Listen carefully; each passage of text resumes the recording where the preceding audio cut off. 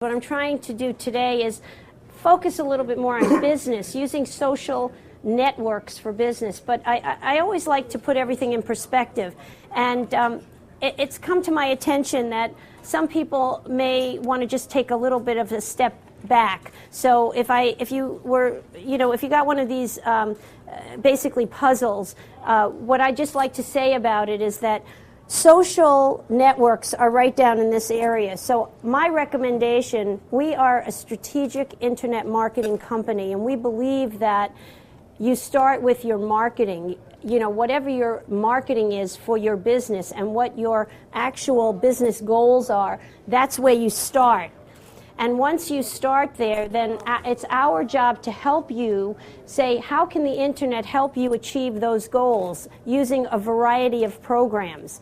And what we truly recommend is that you start with good research, both keyword and also target market research online. Who are your competitors in your online space? What are they doing? What should you be doing? And then match that up with your website, which we consider your conversion tool. You don't start with the website. You start with bringing traffic there for whatever reason, whether it's e-commerce to sell product or whether you're bringing traffic to have lead generation. But those two things need to be coordinated because those people need to see or hear whatever they are coming to the internet for. And the real difference between internet marketing and any kind of other direct marketing is that people are looking for you. If you send a postcard out to an entire town, some may or may not need your services. That is very indirect because they're not even in the buying cycle. But with search and with marketing online, those people are actually looking for your product and services. They may be at the beginning of the buying cycle, they may be at the end of the buying cycle, but it's up to you to lead them through that path online to get them to do what you want them to do, which is either become a client or buy your product. So that has to be orchestrated carefully, and there are many different ways to get them there. Blogging is one way. So in the social media realm, and I'll talk a little bit about that, these are all different programs, like media buying. You get in front of a certain audience, there's a certain percentage that you're going to get. Email marketing, wonderful. If you have a client base, a customer base, if you're a large company, email marketing can be a very powerful tool in a lot of different areas. But it's a strategic plan that comes first. And then finally, your social marketing, and that's where we're going to start today, talking a little bit more about the whole social marketing, and then we're going to whittle down to social networking, because the reach for networking, I mean, we're all here networking today. So, you know, I can just get around to just so many people. I can see so many booths, and this is Waltham. But when you're on the internet and you have a presence on the internet, your reach is enormous. You have the whole world. We are a global company because we are on the internet and our presence is very visible. So we get clients from all over the world, and we get the right targeted clients. Not every client is good, obviously, but enough of them are good to say that we get 85+% of our business from the internet. So the internet really works as a channel, but you have to work it. It doesn't work for you alone. So what I thought I'd do today is start off by talking a little bit about defining social media in general, because I think that term is bantered around a lot these days. And basically, social media is providing the online audience with tools, technologies, and practices so that people can share, and they can share content, they can share opinions, they can share insights and information, and also experience, and obviously media. And media meaning pictures and video, music, all kinds of media being shared. So the idea of social media is the sharing aspect. Just to give you an idea of what we're talking about. Years ago, it can't be that long ago, but years ago, a lot of you opened up your browser and you had a favorites. And you picked your favorites and you would bookmark your favorites.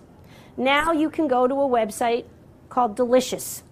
And Delicious is what they call a social bookmarking site. Now, what's the difference between social bookmark and your favorites? Your favorites is on your laptop or your computer at home, or, you know, whatever it is that's a local presence. You have your favorites. You open that up, and you get to your favorites. Delicious, when you choose a favorite on Delicious, the whole world sees what you like. So I can say, what's your first name? Amy. I can say, Amy likes this book on social networking, and she's public, and I know Amy, so I say, if Amy likes that book, I probably would like to read that book. So now I'm going to recommend Amy's book, but now I have 3 other friends that said, well, if Louise likes that book, then I might like that book. But the real backlog goes to Amy because she was the first one to pick that book. So she gets very popular. She gets rated as, oh, she really liked something that becomes very popular. So there's ratings and there's points that people get and there's stars and there's, so if your video is in YouTube and you have 5 stars, it means a lot of people voted for you and that. So social media is the ability to have all of these things available to you, but also connecting up the world. Okay, so that's the difference, is local versus the world now knows that you like something. And that goes for a lot of different kinds of social media. Now, what are the presentations of media? You can have text, obviously, Word, anything that's in PDF files, etc. Images. So you have, things like Flickr where you have, pictures, just your regular pictures, audio, podcasting and audio and all that stuff. And then obviously video, any kinds of video taping. And the tools and technologies today to get that message out there. And I think the reason that they're considered social is a blog is automatically picked up by, in what they call the blogosphere, by certain directories like Technorati. Technorati will pick up a blog automatically. You don't have to go to Technorati and submit it.